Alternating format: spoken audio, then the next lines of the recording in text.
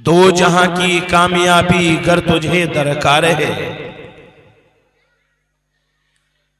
दो जहां की कामयाबी गर तुझे दरकार है,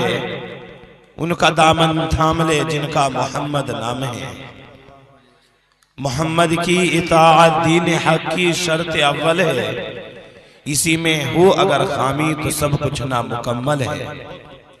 सदर मोहतरम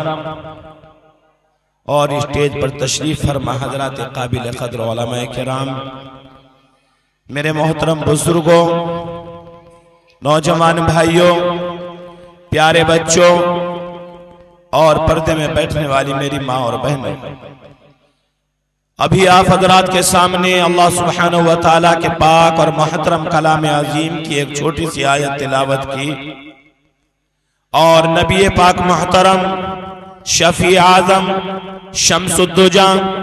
बदरुद्दुहा अहमद मुजतबा मोहम्मद मुस्तफ़ा सल्लल्लाहु ताला अलैहि वसल्लम की एक छोटी सी हदीस आप हजरात के सामने पेश की। इंशाअल्लाह निहायत मुख्तसर अंदाज में इन आयत कुरानी और इस हदीस नबवी के ऊपर रोशनी डाल करके अपने मारूज़ात को ख़त्म कर दूंगा। दुआ फरमाए अल्लाह पाक मुझे सही सही कहने की और हम सबों को उसके ऊपर सुनकर अमल की तौफीक अता फरमाए, आमीन अल्लाहुम्मा आमीन। मेरे भाइयों, बुजुर्गों और दोस्तों, अभी जो आप हजरात के सामने कलाम आज़ीम की आयत तिलावत की, वइद तअज़्ज़न रब्बुकुम लइन शकरतुम लअज़ीदन्नकुम व लइन कफरतुम इन्ना अज़ाबी लशदीद, इस आयत के अंदर अल्लाह सुब्हानहू व तआला, वो अल्लाह कि जिस अल्लाह ने मुझे और आपको 360 जोड़ों से नवाजा, वो मालिक कायनात जो सारी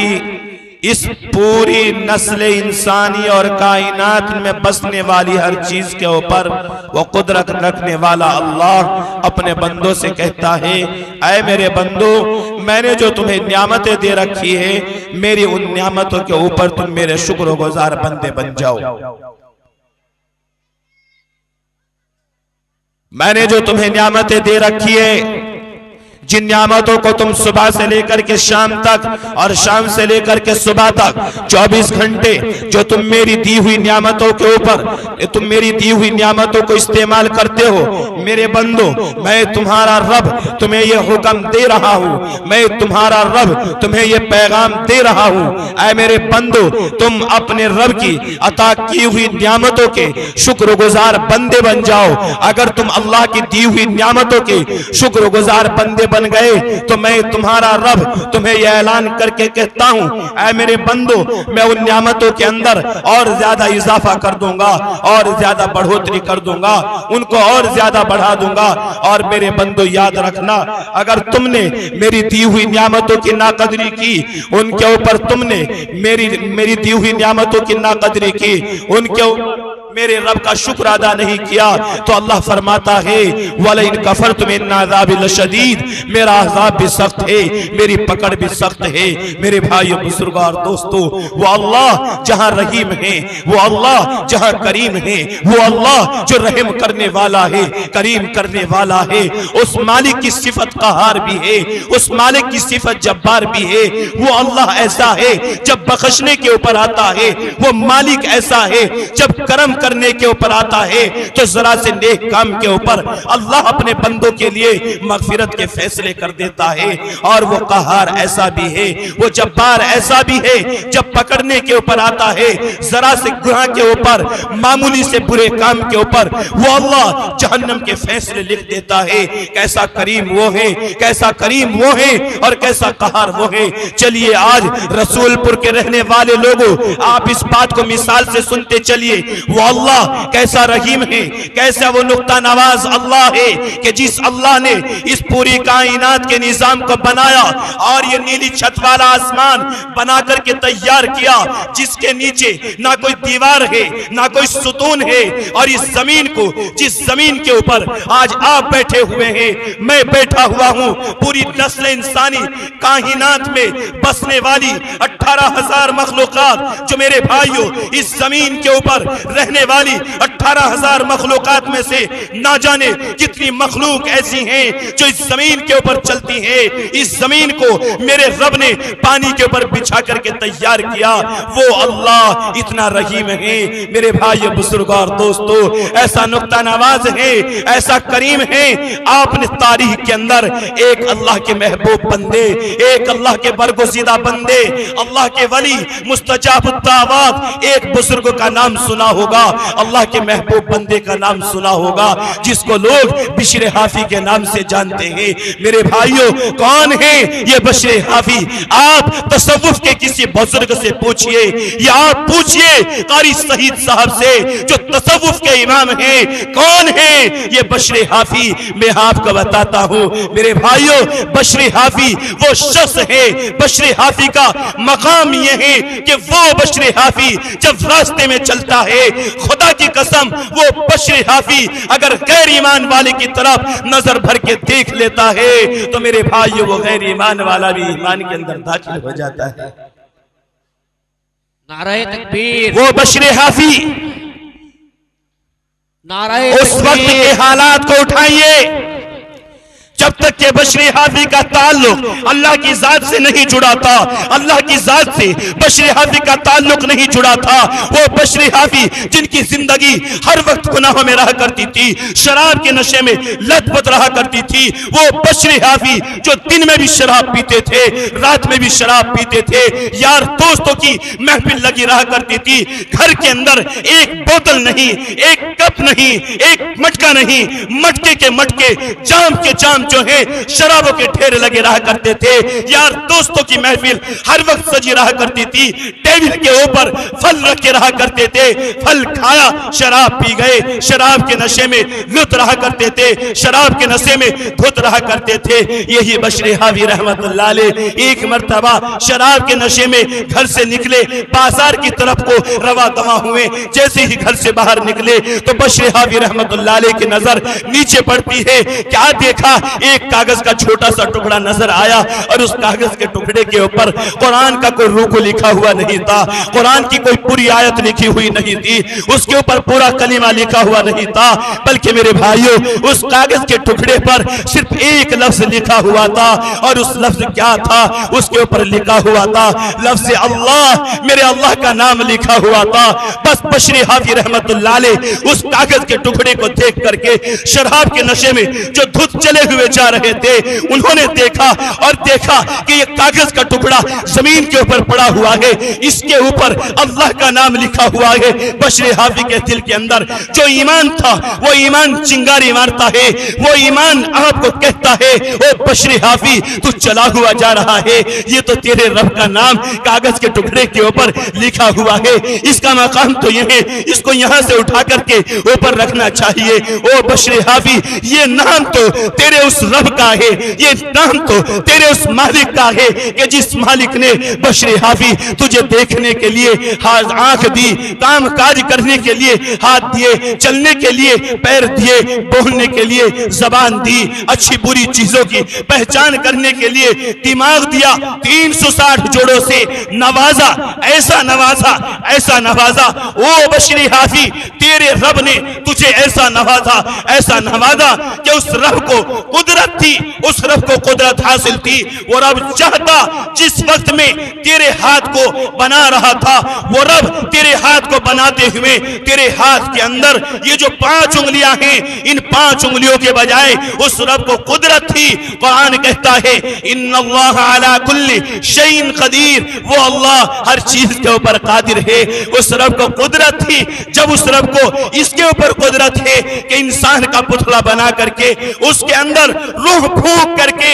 सैयदना हजरत आदम अलैहिस्सलाम का वजूद ला सकता है, उस रब को कुदरत थी। ओ बिश्र हाफी जब वो अल्लाह तुझे हाथ दे रहा था, हाथ बना रहा था, वो हाथ तो बना देता लेकिन इस हाथ की हरकत को खत्म कर देता। ओ बिश्र हाफी उस रब को कुदरत थी कि जिस वक्त में तेरे हाथ को बना रहा था, इस हाथ के अंदर इन 5 उंगलियों के बजाय वो रब चाहता 6 उंगली लगा देता। देता 6 उंगलियों के बजाय, वो रब चाहता इन हाथ के अंदर 3 उंगली बना देता, इन 5 के बजाय 4 बना देता। लेकिन मेरे रब की मोहब्बत ऐसी है, मेरे रब का करम ऐसा है कि उसने ओ बशर हाफी, जिस रब का नाम आज तेरे सामने जमीन के ऊपर पड़ा हुआ है, उस रब ने तेरे साथ में ऐसा करम का मामला किया, ऐसा मोहब्बत का मामला किया कि उस रब ने 5 उंगली के बजाय 4 न बनाई, 6 न बनाई, 3 न बनाई। इसलिए कि अगर मैंने अपने बंदे को हाथ के अंदर 5 उंगली के बजाय 6 बनाई, 3 बनाई या 4 बनाई, तो मेरे बंदे के हाथ की खूबसूरती खत्म हो जाएगी। नाराए तकबीर, नाराए तकबीर। मौलाना मोहम्मद आलिम साहब, कहो भाई जिंदाबाद। मेरे भाई बुजुर्ग और दोस्तों, वो अल्लाह ऐसा करीम है। तो बशर हाफी रहमतुल्लाह अलैह उस कागज के टुकड़े को उठाते हैं और उठाने के बाद उसको अपने कुर्ते के दामन से साफ किया, उसको अपनी आंखों से लगाया, उसको चूमा, बोसा दिया और सर के ऊपर रखा और वहीं से रुख कर लिया घर का। घर में जाने के बाद में बशर हाफी ने उस अल्लाह के नाम को जो कागज के ऊपर लिखा हुआ था उसको घर के अंदर जा करके ऊंची जगह कहीं ताक में रख दिया। और रात में जब सोए आवाज आई, ओ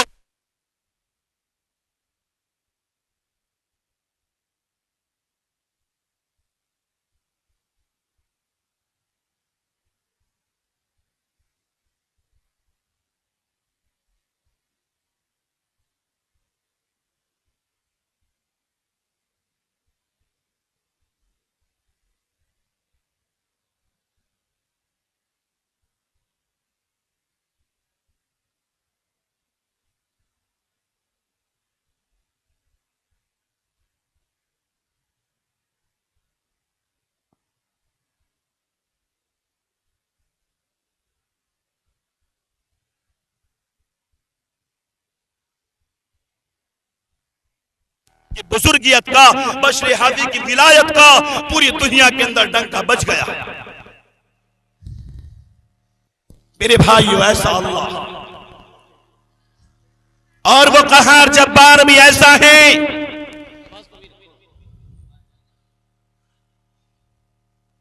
आपने हामान, फिरौन, नमरूद के नाम सुने? वो नमरूद जो कई सौ साल तक अपने आप को खुदा कहलवाता रहा, वो नमरूद जिसको कभी जिंदगी में कैंसर की बीमारी ना हुई, वो नमरूद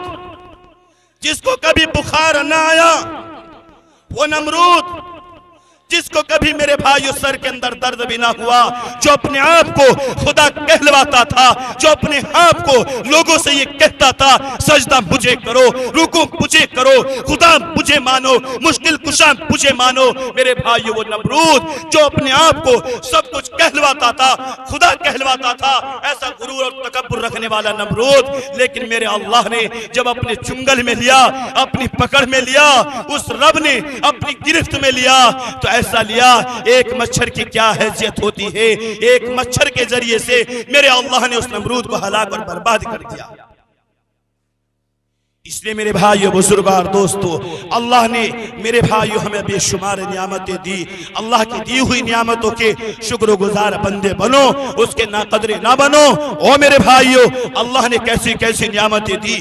1 नहीं, 2 नहीं, 1000 नहीं, करोड़ों नहीं, बेशुमार नियामतें मेरे रब ने मेरे भाइयों हमें और आपको अता कर रखी है। अल्लाह का कुरान कहता है, व इन तउद्दू निअमतल्लाहि ला तुहसूहा, कि अगर तुम अल्लाह की नियामतों को गिनना चाहो तो उनको गिन नहीं सकते, उनको शुमार नहीं कर सकते। मेरे भाइयों, रसूलपुर के रहने वालों, आज मैं आपसे सिर्फ एक नियामत उज़्मा के बारे में, एक ऐसी नियामत के बारे में कि ऐसी नियामत मेरे अल्लाह ने मेरे भाइयों आपके अलावा इस उम्मत के अलावा पहली किसी उम्मत को वो नियामत नहीं दी। वो नियामत क्या है मेरे भाई बुजुर्ग और दोस्तों? मेरे अल्लाह ने हमें और आपको जो अता कर रखी है वो ये है कि जिस नियामत के बारे में अंबिया अलैहिस्सलातु वस्सलाम पैगंबरान इकराम जो हैं अल्लाह से दुआ किया करते थे, ऐ बारे हिला, ऐ खुदा, ऐ अल्लाह तू हमें नबी ना बनाता, ऐ अल्लाह तू हमें पैगंबर ना बनाता, लेकिन मोहम्मद की उम्मत के अंदर पैदा कर देता। मेरे भाइयों, अल्लाह ने अपने प्यारे नबी जनाब मोहम्मद रसूलुल्लाह सल्लल्लाहु ताला अलैहि वसल्लम की उम्मत के अंदर पैदा किया। कैसे नबी की उम्मत के अंदर पैदा किया, कैसी रहमतों वाला नबी, कैसी शान वाला नबी, कैसी अजमत वाला नबी, कैसा बाबरकत नबी कि मेरे भाइयों जो नबी अपनी उम्मत से इस कदर प्यार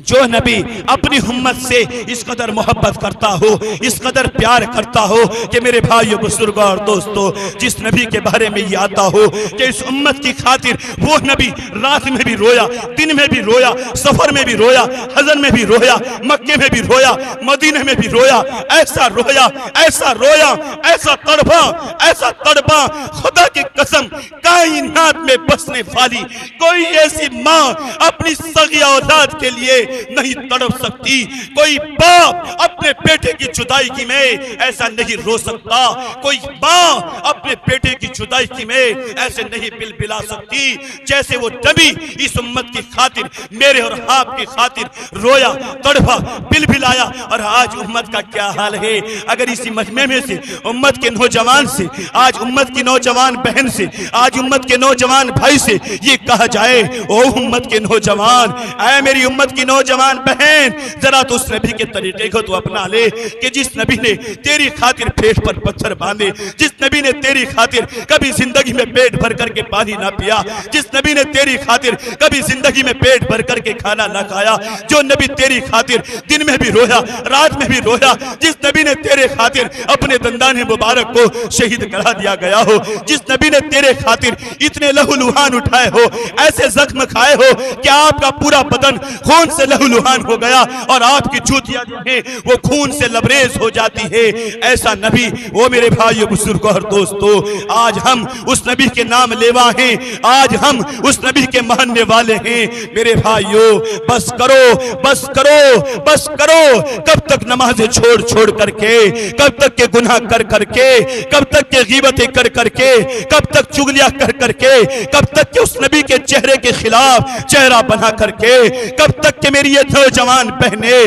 कब तक के मेरी ये माए, कब तक के मेरी ये बहने आधी आस्तीन का कपड़ा पहन करके, बारीक कपड़ा पहन करके और बरहना सर हो करके वो सहारनपुर के बाजार में या छुटमलपुर के बाजार में घूमती रहेगी। ऐ मेरी उम्मत की बहन, तुझे क्या मिलता है आज बरहना बाहर जा करके? ऐ मेरी उम्मत की बहन, तुझे क्या मिलता है नमाज छोड़ करके? ओ मेरे नौजवान भाई, बता तो सही, तुझे क्या मिलता है उस नबी की सुन्नत को अपने चेहरे से हटा करके? अगर कल क़यामत के दिन हश्र के मैदान में हौज़े कौसर पर उस नबी ने मुझसे और आपसे और उम्मत के उस नौजवान से जो नबी के दुश्मनों के चेहरे जैसा अपना चेहरा बना करके लेकर के जाएगा, अगर उस नबी ने यह सवाल कर लिया, ऐ मेरी उम्मत के नौजवान, ऐ मेरी उम्मत के नौजवान, ये तो बता, तेरे खातिर मैंने पेट पर पत्थर बांधे, तेरे खातिर मैं रात में भी रोया, दिन में भी रोया,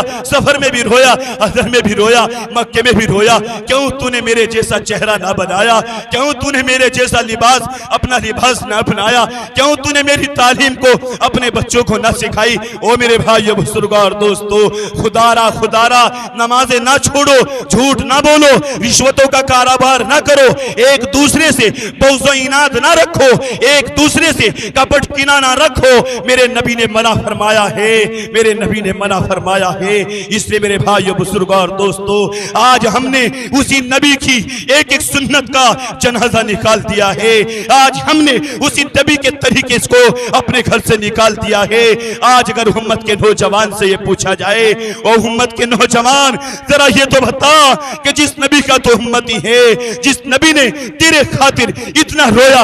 रोया कि जब अम्मा आयशा सिद्दीक़ा रज़ियल्लाहु ताला अन्हा से लोगों ने ये पूछा, ए आयशा आप ये तो बताइए कि अल्लाह के रसूल को इस उम्मत से किस कदर प्यार था, इस उम्मत से किस कदर मोहब्बत थी। तो हजरत आयशा कहने लगी, लोगों आज तुमने मुझसे ये क्या सवाल कर लिया, लोगों आज तुमने मुझसे ये क्या पूछ लिया। अम्मा आयशा कहती है, लोगों जब तुमने मुझसे आज ये सवाल किया है, सुनो अबू बकर की बेटी की जबान से सुनो अब आयशा क्या कहती है। अब आयशा ने कहा, ऐ लोगों वो नबी तो अपनी उम्मत से इस कदर प्यार करता था, इस कदर मोहब्बत करता था कि एक मर्तबा वो नबी रात में मेरे साथ में बिस्तर पर आराम फरमा रहे थे। अचानक आधी रात गुजरने के बाद में मेरी आंख खुलती है। जैसे ही मेरी आंख खुली मैंने देखा कि बिस्तर के ऊपर मेरे शोहर, मेरे आका काहिनात के रसूल और पैगंबर मौजूद नहीं है। मैंने सोचा आयशा हो सकता है अल्लाह के रसूल क़ज़ाए हाजत से फारिग होने के लिए बाहर तशरीफ ले गए हो।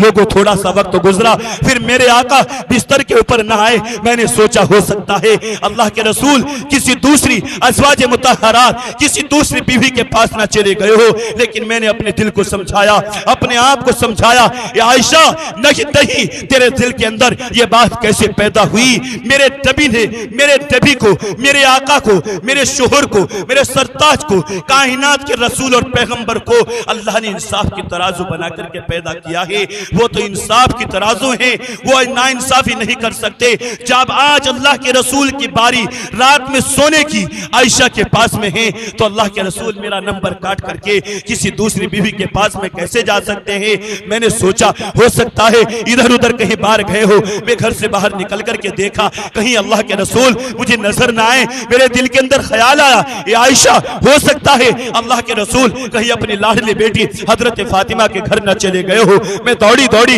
हजरत फातिमा के घर जाती हूँ और जाकर के जिस वक्त दस्तक दी, दरवाजे की कुंडी खटखटाई, पूछा कौन, कहा कि आयशा। अंदर से हजरत फातिमा आई और कहा कि अम्मी जान क्या बात है, वही से हुक्म कर दिया।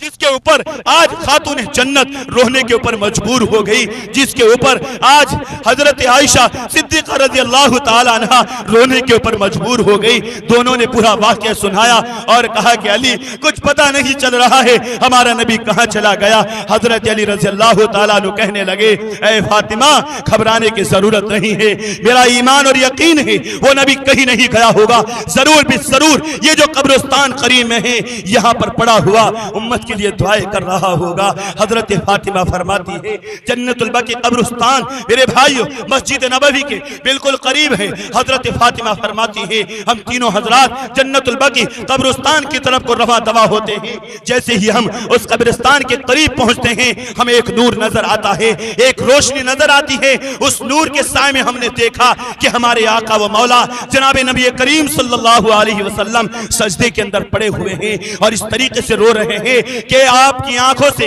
निकलने वाला आंसुओं का पानी इस तरीके से निकल रहा है कि जिस जगह सजदा किए हुए हैं वो जमीन आंसुओं के पानी से तर हो जाती है, भीग जाती है। हजरत फातिमा ने सोचा आगे बढ़कर के अपने अब्बा को उठाऊं। जैसे ही आगे बढ़ी और उठाना चाहा अपने आप को रोक लिया और अपने आप को रोक करके ये कहा, ऐ फातिमा ये बात जरूर सही है कि एक तरफ ये तेरे वालिद मोहतरम है, एक तरफ ये तेरे अब्बा जान है, तो लेकिन फातिमा इस बात को मत भूल, ये दूसरी तरफ कौम का पैगंबर, कौम का नबी और रसूल भी है। अगर इसको उठाते हुए तुझसे इसकी शान में कोई गुस्ताखी हो गई तो अल्लाह अपने नबी की शान में गुस्ताखी को बर्दाश्त नहीं करेगा। ओ मेरे भाइयों, ओ रसूलपुर के नौजवानों, ए रसूलपुर के बुजुर्गों, ए रसूलपुर की माँ और बहनों, सुनो सुनो सुनो,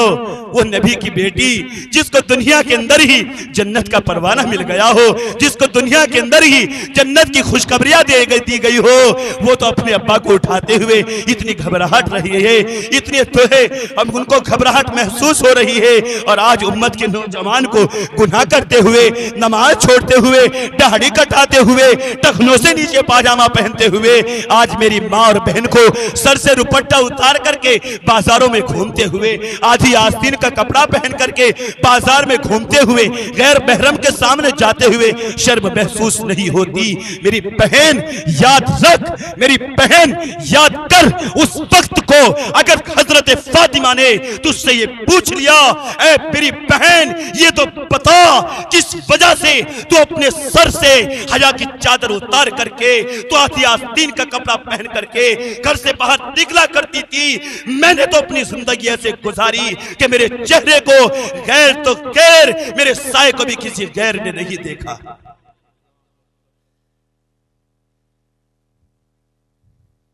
आज मुसलमान शोर मचाते हैं, हर घर का फसाना बन चुका है, हर मां बाप ये रोना रोते हैं, हर मां बाप ये रोना रो रहे हैं। बच्चे जवानी के दहलीज को पहुंच गए, बच्चे कहना नहीं मानते, बच्चे कहना नहीं मानते, बच्चे जवानी की दहलीज पर पहुंचते ही माँ बाप के नाक में दम कर देते हैं, माँ बाप की इज्जतों का जनाजा निकालना शुरू कर देते हैं। मैं तो हमेशा एक बात कहा करता हूँ, वो माँ बाप जरा कान खोल करके सुने जो उन बच्चे का रोना रोते हैं। लोगों, उसमें कसूर उन बच्चों का नहीं है जो बच्चे मामूली मामूली सी बातों के ऊपर माँ बाप से मुकाबले पर आ जाते हैं, उनमें कसूरवार माँ बाप भी हैं। आप कहेंगे मौलाना बड़ी अजीब बात कर रहे हैं, आपने ये कैसे कह दिया कि माँ बाप कसूरवार हैं? हम तो सुबह से शाम तक सहारनपुर चले जाते हैं, सुबह से शाम से हम जंगल में चले जाते हैं, उन्हीं के लिए कमाते हैं, उन्हीं के लिए सुबह से शाम तक मजदूरियां करते हैं। इन्हीं औलाद की खातिर हम, ताकि इनके कपड़े अच्छे हो जाए, इनके मकान अच्छे बन जाए, इनकी शादी अच्छी हो जाए, इनको अच्छे से अच्छा मालदार रिश्ता मिल जाए, इनको अच्छी से अच्छी दुनियावी डिग्री हासिल करा दे। पूरी जिंदगी हो गई, अपने बदन को बदन नहीं समझते, अपने आराम को आराम नहीं समझते, इनके आराम के ऊपर अपने आराम को कुर्बान कर देते हैं। इनको जरा सी तकलीफ होती है, हमारा आराम सुकून जो है वो खत्म हो जाता है, इनको जरा सा बुखार आता है, हमारी रातों की नींद हराम हो जाती है। और आपने ये कैसे कह दिया कि ये बच्चे जिसकी खातिर आज आप मर मिट रहे हैं, कल क़यामत के दिन यही बच्चे आगे चल करके आपका दामन पकड़ेंगे और आपका दामन पकड़ करके अपने साथ में आपको जहन्नम में लेकर के जाएंगे। मेरे भाइयों, बुजुर्गों और दोस्तों, मेरे नबी सल्लल्लाहु अलैहि वसल्लम ने हर माँ बाप के ऊपर औलाद के लिए 3 काम लाजिम किए हैं। 3 काम, उनमें से एक काम यह भी है कि हर माँ बाप के लिए लाजमी और ज़रूरी है कि अपने बच्चों के लिए अच्छी तालीम और तरबियत का इंतज़ाम करे। अच्छी तालीम और तरबियत क्या है मेरे भाइयों? उनके अकीदे को सही करे, उनका अकीदा सही हो जाए, उनको ये पता लग जाए तेरा पैदा करने वाला कौन, तुझे रोज़ी देने वाला कौन, तुझे औलाद देने वाला कौन, बीमारी देने वाला कौन, मालदारी देने वाला कौन, गरीबी देने वाला कौन, कौन रोज़ी देता है, कौन मालदारी देता है, कौन मर्द देता है, कौन औरत देता है, कौन इज्जत और जिल्लत देता है। जब इन बच्चों को यह पता लग जाए कि इनका पैदा करने वाला कौन है, ये किस नबी के उम्मती हैं, किस नबी के नाम लेवाए हैं, उस नबी का नाम क्या है, उस नबी के अब्बा का नाम क्या है, उस नबी के दादा का नाम क्या है, बताओ मुझे ईमानदारी के साथ में। वो माँ बाप भी आज कान खोल करके सुने जो बचपन से ही अपने बच्चों को ईसाई स्कूलों के अंदर या ईसाई कॉन्वेंटों के अंदर या इसी तरीके से मॉन्टेसरी स्कूलों के अंदर इंग्लिश मीडियम हम स्कूलों के अंदर बचपन से इन बच्चों को गैरों के हवाले कर देते हैं, यहूदियों के हवाले कर देते हैं, ईसाइयों के हवाले कर देते हैं और फिर ये सोचते हैं कि आगे चल करके ये बच्चे हमारे लिए निजात का सामान बनेंगे, निजात का जरिया बनेंगे। भूला नहीं, मत भूलो, मत इतराओ इस औलाद के ऊपर। मेरे भाइयों, यही औलाद जिसको आपने इस मदरसे के अंदर अगर कुरान न पढ़ाया, इनको आपने दरूद न सिखाया, इनको आपने अपने नबी सल्लल्लाहु अलैहि वसल्लम की सीरत तय्यबा से रोशनास न कराया, इनको अपने नबी के बेटों के नाम याद न कराए, इनको अपने नबी की बेटियों के नाम याद न कराए, इनको अपने नबी की बीवियों के नाम याद न कराए, वो बीवियां जो कायनात में बसने वाले तमाम इंसानों की माएँ हैं। मेरी भी माँ, आपकी भी माँ, इस गांव के बसने वाले एक एक फर्द की माएँ हैं, कायनात में रहने वाली तमाम नस्ल इंसानी की माएँ हैं, पैगंबरों की बीवियां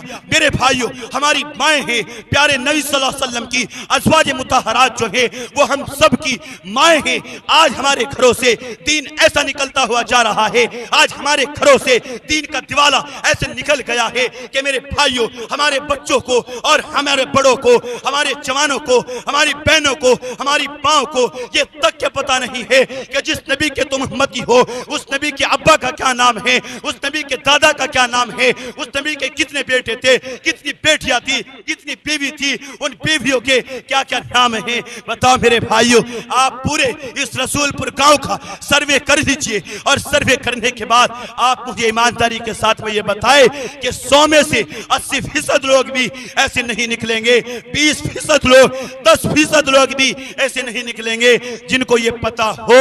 कि मेरे नबी सल्लल्लाहु अलैहि वसल्लम के कितने बेटे थे, कितनी बेटियां थी, उनके नाम क्या क्या थे, उनकी बीवियां कितनी थी और उनके नाम क्या थे। नाराए तकबीर, नाराए तकबीर। बताओ कि याद है क्या? अभी अगर इसी मजमे में से, इस ही मजमे में से अगर किसी नौजवान को मैं खड़ा करूं और उससे ये पूछूं कि बता तू किस नबी का उम्मती है, और जिस नबी का तो उम्मती है, जिस नबी ने तेरे खातिर रात में दुआएं की, दिन में दुआएं की और आखिर वक्त तक के वो नबी ये कहता हुआ चला गया, या अल्लाह मेरी उम्मत, या अल्लाह मेरी उम्मत, या अल्लाह मेरी उम्मत, या अल्लाह मेरी उम्मत, ए अल्लाह मेरी उम्मत की हिफाजत फरमाना, ए अल्लाह मेरी उम्मत की हिफाजत फरमाना। अगर उस नौजवान से ये पूछा जाए जो नबी तेरे खातिर इतना रोया, इतना तड़पा, ऐसा बिलबिलाया, बता उस नबी की जाए पैदाइश क्या है, बता वो नबी किस जगह पैदा हुआ, बता उस नबी के अब्बा का नाम क्या है, उस नबी के दादा का नाम क्या है। और अगर इसी मजमे में से किसी एक छोटे से बच्चे को खड़ा करो और उस छोटे से बच्चे को खड़ा करके ये पूछो, बेटा बता तेरे घर के अंदर कितने लोग रहते हैं, वो कहेगा मौलवी साहब मेरे घर के अंदर 10 लोग रहते हैं। बेटा क्या तुझे 10 के नाम याद है? ईमानदारी से बताओ, क्या उस 7 साल बच्चे को अपने घर के अंदर 10 रहने वालों के नाम याद नहीं है? फिर भाइयों बड़े अफसोस की बात है, बड़े अफसोस की बात है, बड़े नुकसान और खसारे की बात है कि आज हमारी नौनिहाल नस्लों को, इन छोटे छोटे बच्चों को ये तो मालूम है घर के अंदर कितने लोग हैं, उनके नाम क्या हैं, मामू के घर कितने लोग हैं उनके नाम याद है, खाला के घर कितने लोग हैं उनके नाम याद है, चचा के घर कितने लोग हैं उनके नाम याद है, ताया के घर कितने लोग हैं उनके बच्चों के नाम याद है, महल्ले में खेलने वाले 10 बच्चे हैं, 10 के 10 बच्चों के ज़बानी नाम याद है। अगर नाम याद नहीं है तो अपने नबी के बेटों के नाम याद नहीं है, अपने नबी की बेटियों के नाम याद नहीं है, अपनी माँ के नाम याद नहीं है। इसलिए मेरे भाइयों बुजुर्गों और दोस्तों, रसूलपुर के रहने वालों, कुर्ब जवार से आए हुए लोगों, मैं आपसे खुदारा ये कहता हूँ मेरे भाइयों, ये नौनिहाल नस्लें, ये नस्लें कल आने वाला मुस्तकबिल है हमारा। इन नस्लों को दीन के रास्ते पर चला दो, इन नस्लों को सही तरीके से पहले इस्लाम के सांचे में ढाल लो, इनको इस्लाम के घुट्टी पहला दो, इनको मज़हब इस्लाम के बुनियादी बातों को याद करा दो। खुदा की कसम, अगर तुमने इन नस्लों के अंदर दीन दाखिल कराने की कोशिश ना की, इनको इस्लाम के धारे पर चलाने की कोशिश ना की, तो कहीं यही औलाद आपके साथ में वो ना करे जो तस्लीमा नसरीन ने किया, जो सलमान रुश्दी ने किया, जो आरिफ मोहम्मद खान ने किया, जो जस्टिस हिदायतुल्लाह ने किया। अरे कौन है ये सलमान रुश्दी, कौन है ये तस्लीमा नसरीन, कौन है ये आरिफ मोहम्मद खान? मेरे भाइयों, किसी गैर मुस्लिम माँ के पेट से जन्म लेने वाले ये बच्चे नहीं है, बल्कि मैं आपको बताऊं कि सलमान रुश्दी, तस्लीमा नसरीन, ये मेरे भाइयों एक अच्छे दीनदार घराने से ताल्लुक रखने वाले लोग हैं। लेकिन जब कुरान से हट करके, दीन से हट करके, प्यारे नबी के तरीके से हट करके इनकी तरबियत हुई, बचपन से ही माँ बाप ने ईसाई स्कूलों में, यहूदी स्कूलों में, यहाँ स्कूल वहाँ स्कूल, ना कुरान पढ़ाया, ना ईमान मुजमल बताया, ना दरूद शरीफ बताया, ना कलिमा बताया, ना इस्तगफार बताया, ना तहियात बताया, ना यासीन शरीफ बताई, ना सूरे मुल्क बताया, कुछ नहीं बताया। बचपन से दुनियावी और असली तालीम के ऊपर डाल दिया। तो यही वो तस्लीमा नसरीन है, जब पढ़ कर के फारिग होती है तो सबसे पहले अपने कलम को उठाती है उस जात के ऊपर जो नबी करीम सल्लल्लाहु अलैहि वसल्लम के जात अक़दस है, और ऐसे तौहीन के जुमले लिखती है कि उन जुमलों को पढ़ने के बाद कलेजा मुंह को आ जाते हैं। वो सलमान रुश्दी ये लिखता है, मेरे मरने के बाद मेरे लाशे को कफन ना दिया जाए, उसकी नमाज जनाजा ना पढ़ी जाए, बल्कि उसको आग के हवाले कर दिया जाए और मेरी चिता जला दी जाए। मेरे भाइयों, बुजुर्गों और दोस्तों, खुदारा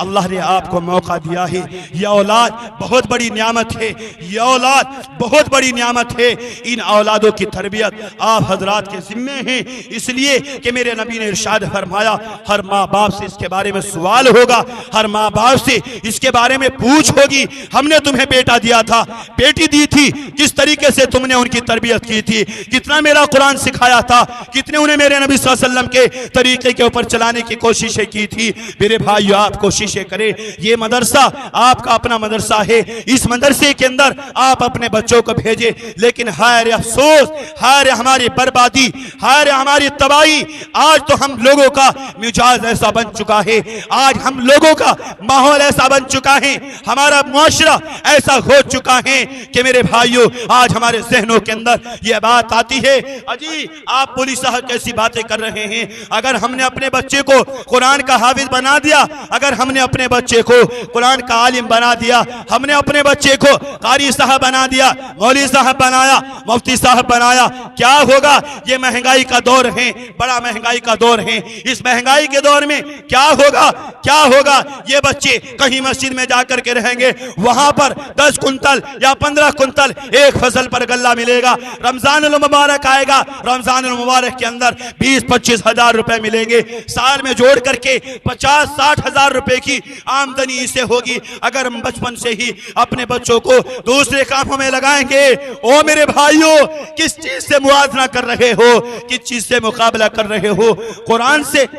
से, अल्लाह के कुरान से। मेरे भाइयों, मैं कसम खा करके कहता हूं, कायनात में बसने वाली तमाम शय, मेरे भाइयों, दुनिया की सारी नियामतें एक तरफ है और इस हाफिज कुरान की नियामत एक तरफ है। ले दे करके आज सगे माँ बाप अपनी सगी औलाद के साथ में ऐसी नाइंसाफी करते हैं। मेरे भाइयों, मैं आपको ये कोई अफसाने नहीं सुना रहा हूं, बल्कि मैं आपको इस हालात की, इस दौर की वो बातें बतला रहा हूं जो माँ बाप अपनी औलाद के साथ में करते हैं। अगर मदरसे के लिए किसी बच्चे का इंतखाब भी किया और ये सोचा कि चलो मौलवी साहब ने जलसे में जितने भी उलामा आए, उन्होंने सबने ये जोर दिया कि अपने बच्चों को हाफिज बनाओ, अपने बच्चों को हाफिज बनाओ, अपने बच्चों को आलिम बनाओ, अपने बच्चों को आलिम बनाओ। चलो हम भी, जो हमारे यहाँ 4 बच्चे हैं, उनमें से एक बच्चे को यहाँ कारी तनवीर साहब के पास भेज देंगे और वहां जाकर के वो कुरान का हाफिज बन जाएगा। कैसे बच्चे का इंतखाब करते हैं, कैसे बच्चे का इंतखाब करते हैं? जो ज़ईन और फतीन हैं, देखने में खूबसूरत है उस बच्चे को हम स्कूल के हवाले करते हैं, और जो देखने में काला कलोटा है, बदसूरत है, जबान भी सही नहीं तोड़ती है, कम दिमाग है, उसको कहेंगे कारी तनवीर के पास में भेज दो। यहां भी घर में सबको परेशान करता है, कम से कम कारी तनवीर ही वहां घेर लेंगे। ओ मेरे भाइयों, आपने तो ऐसा किया, आपने ऐसा किया, लेकिन ईमानदारी के साथ में बताओ, आपने गया गुजरा समझ करके, कुंद जहन समझ करके, और ये समझ करके ये कुंद जहन है, इसको कारी तनवीर के हवाले कर दे। ओ मेरे भाइयों, तुम्हें कारी तनवीर साहब का और इन मदरसे के मुदर्रिसों का एहसान मानना पड़ेगा कि उस गए गुजरे बच्चे को भी, जो कुंद जहन बच्चा था, इन्होंने उसके ऊपर मेहनतें कर करके उसको अल्लाह के कुरान का हिफाज बनाया। इसलिए मेरे भाइयों, बुजुर्गों और दोस्तों, इन उलमा की कदर करो, इन हाफिज कुरानों की कदर करो, इन मदरसे वालों की कदर करो। रसूलपुर के रहने वालों, जाते जाते आप हजरात से एक बात कह करके जाता हूँ, आप हजरात अपने घरों को दीन का माहौल बनाओ, अपने घरों में दीन दाखिल करो, अपने घरों में मेरे भाइयों दीनी माहौल बनाओ। जहाँ हमारे घरों में बच्चे आज मोबाइलों के अंदर इंटरनेट वगैरह चलाते हैं, और उस इंटरनेट के अंदर जो है तरह तरह की मेरे भाइयों फहुश बातें, फहुश कलाम, ना जाने कैसे कैसे गंदे मैसेज, कैसी कैसी गंदी गंदी बातें जो हैं मेरे भाइयों, उनके अंदर जो है अपना वक्त जाया करते हैं। अल्लाह के वास्ते अपने उन बच्चों की निगरानी करके उन बच्चों को जहन्नम की डगर से बचा करके मेरे भाइयों जन्नत की डगर पर लाओ, और अपने घरों के अंदर प्यारे नबी सल्लल्लाहु अलैहि वसल्लम की सीरत की किताबें, जिस किताब के अंदर हमारे नबी का शजराए नसब, हमारे नबी के बेटों के नाम, बेटियों के नाम, बेवियों के नाम, अब्बा का नाम, दादा का नाम, नानी का नाम, दादी का नाम, ये नाम मौजूद हो, अपने घरों का माहौल ऐसा बनाओ। और मेरे भाइयों, अपने बच्चों को इन मदरसों से जोड़ो, इन मदरसे वालों से आप जुड़ो। और रसूलपुर के रहने वालों, मुबारक हो, आप हजरात को मुबारक हो कि आप हजरात को ऐसा एक साले नौजवान मेरे भाइयों कारी तनवीर की शक्ल में मिला कि आपके मदरसे को इस तरीके से दिन ब दिन तरक्की की राह पर चलाने की सही कर रहे हैं। मेरे भाइयों, आप इनके शुक्रगुजार होना, आप इनके कदरदान होना, अल्लाह के वास्ते इनके ना कदरे ना बनना। आम तौर से देखा गया है, जहां पर जिस जगह पर मदरसा होता है, वहीं सबसे पहले वहां के मुंतजिमीन से, वहां की कमेटी से, वहां के पढ़ने पढ़ाने वालों से लोग ऐसे बदजन हो जाते हैं कि अगर मदरसे के अंदर बच्चा पढ़ने के लिए आया और सुबह से लेकर के शाम तक कारी साहब ने बच्चे को पढ़ाया, एक दिन सबक याद ना हुआ, 2 दिन सबक याद ना हुआ, 3 दिन सबक याद ना हुआ, चौथे दिन अगर उसी उस्ताद ने जो सुबह से लेकर के शाम तक उसके ऊपर एक लफ्ज के ऊपर मेहनत कर रहा है, बेटा ये लफ्ज यहां से निकाल, बच्चे से नहीं निकल रहा, सुबह से लेकर के दोपहर तक कोशिश की, सोचा दोपहर के बाद शाम में जब आएगा, शाम में बच्चे के याद हो जाएगा। शाम में उस्ताद मोहतरम ने कोशिश की, शाम में भी उसकी जबान न टूटी, अगले दिन भी उसके ऊपर मेहनत की, अगले दिन भी उसकी जबान न टूटी, तीसरे दिन मेहनत की, बच्चे को धमकाया, डराया, हल्की सी एक छठी लगाई,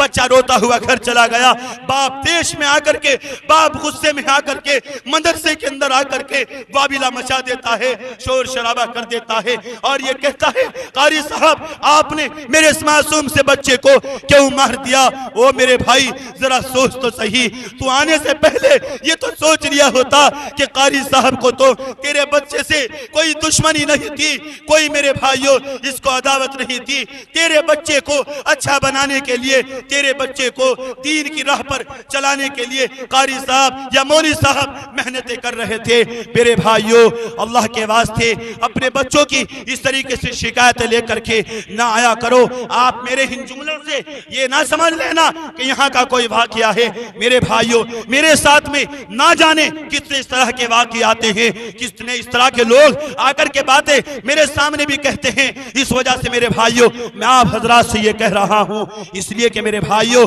मेरे नबी ने खबर दी है, एक माँ की दुआ अपने औलाद के हक में कबूल हमेशा होती है, एक उस्ताद की दुआ अपने शागिर्द के हक में जरूर कबूल होती है। इसलिए मेरे भाइयों, ये मदरसा आपका अपना मदरसा है। बताओ ईमानदारी से, रसूलपुर के रहने वालों, जिस तरीके से और दूर दराज से आए हुए लोगों, जिस तरीके से आप इस यहाँ जम करके बैठे हुए हैं, जब भी आपका ये मदरसा आपको याद करे, जब भी आपकी ये इल्मी दरस कहा आपको याद करे, क्या आप इसके लिए तैयार रहेंगे या नहीं रहेंगे? हाथ उठा करके शहादत दे दो कि इंशाअल्लाह हमारा ये मदरसा जैसी कुर्बानी मांगेगा ऐसे कुर्बानी देंगे। आप मेरी इस बात से चंदे का रुख ना लेना, मैं आपसे चंदा नहीं मांग रहा हूँ। ओ रसूलपुर के रहने वालों, मैं आपको ये कह करके जाता हूँ, चंदा देना ना देना वह आपका इख्तियार है, लेकिन आप अपने इस मदरसे को अपने गांव में दीन दाखिल होने का जरिया समझना, आप अपने बच्चों की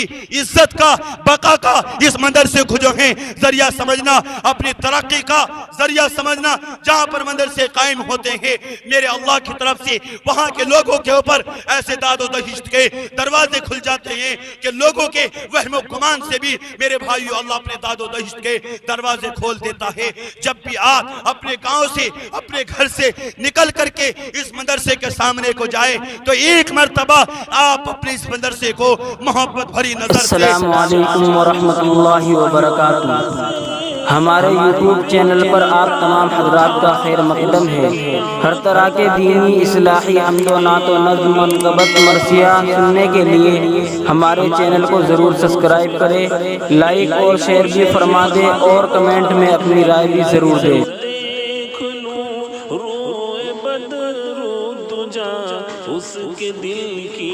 ये हसरत बड़ी चीज है।